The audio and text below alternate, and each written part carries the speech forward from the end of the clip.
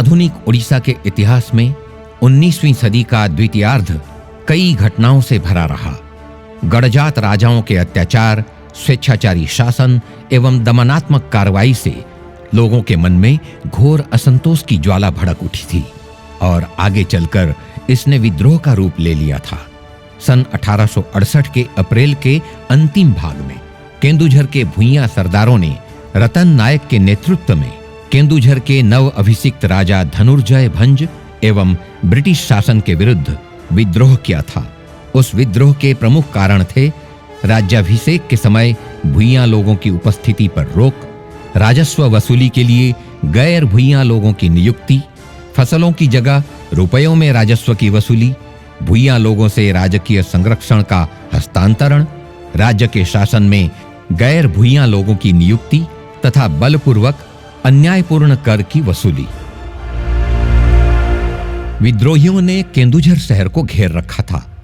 अत्याचारी दीवान नंदधल व उनके कुछ सहायकों का अपहरण कर लिया गया, परंतु विद्रोह को दृढ़ता से दमन किया गया एवं अनेक भुइयां सरदारों ने आत्मसमर्पण किया। पकड़े गए विद्रोहियों को विचार के लिए भेज दिया गया। 30 नवंबर 1878 में अंग्रेजों ने रतन नायक व 6 अन्य नेताओं को मृत्युदंड से दंडित किया।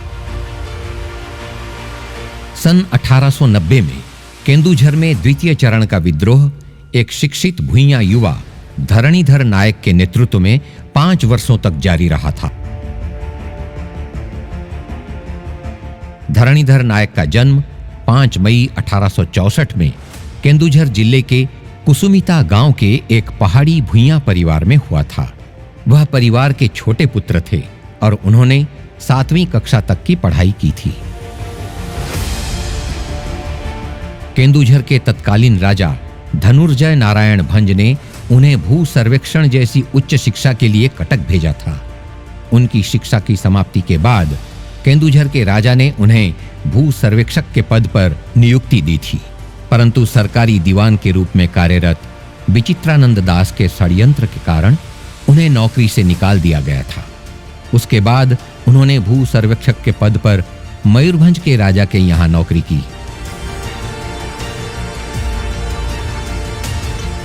कुछ दिनों बाद वहां से नौकरी छोड़ वह अपने गांव कुसुमिता लौट आए। वहां उन्होंने केंदुझर राजा के स्वेच्छाचारी शासन में प्रचलित बेठी प्रथा, विभिन्न तर्कहीन कर वसूली एवं आर्थिक शोषण के शिकार हो रहे भुइयां लोगों को दुर्दशा भोगते हुए देखा। उन्होंने इन सब के खिलाफ आवाज उठाई, जिसने एक विद्रोह का रूप लिया। उस विद्रोह का प्रमुख कारण था बरुआ पहाड़ पर स्थित माछकांदड़ा झरने के पानी को एक नहर का निर्माण कर केंदुझर गढ़ के साथ मिलाना। उस नहर के निर्माण हेतु पहाड़ के पत्थर काटने के लिए अमानवीय बेठी प्रथा यानी मुफ्त में मजदूरी के लिए भुइयां लोगों को जबरदस्ती शारीरिक यातनाएं देकर काम में लगाया गया।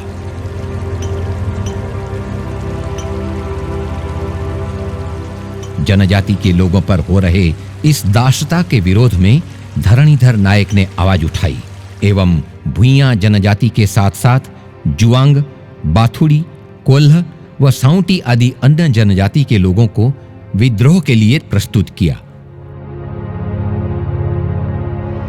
उन्होंने अंग्रेजी कुशासन व दमन के विरुद्ध जनजाति के लोगों का नेतृत्व किया। भुइयां जनजाति के लोगों ने शस्यागार लूटने के साथ साथ तोप और बंदूकें आदि हथियार ली। उस विद्रोह ने हिंसक मोड़ ले लिया।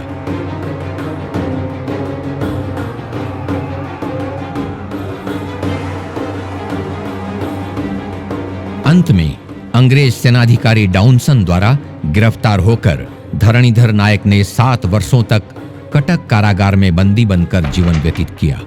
सन 1897 में रिहा होने के बाद धरणीधर ने एक सन्यासी का जीवन व्यतीत किया। 16 मई 1914 में धरणीधर नायक की मृत्यु हो गई। राजा एवं अंग्रेजों के अत्याचार व शोषण के विरुद्ध उनकी साहसिकता एवं क्रांतिकारी विचारधारा ने उड़ीसा के इतिहास में एक गौरवशाली अध्याय लिख दिया था। हालांकि राजा की सहायता से उन्होंने उच्च शिक्षा प्राप्त की थी, फिर भी धरणीधर ने केंदुझर के राजा के विरुद्ध अपना आंदोलन जारी रखा था। बेटी प्रथा व अन्य शोषण के खिलाफ उन्होंने शुरू की हुई क्रांति सन 1891 से 1896 तक जारी रही। असीम वीरता व साहस के अधिकारी निडर युवक धरणीधर नायक केंदुझर के पिछड़े गड़जात मुल्क में जनजाति के लोगों में एक नई आशा जगाने के साथ साथ स्वतंत्रता व आजादी के बीज बोने में सफल हुए थे।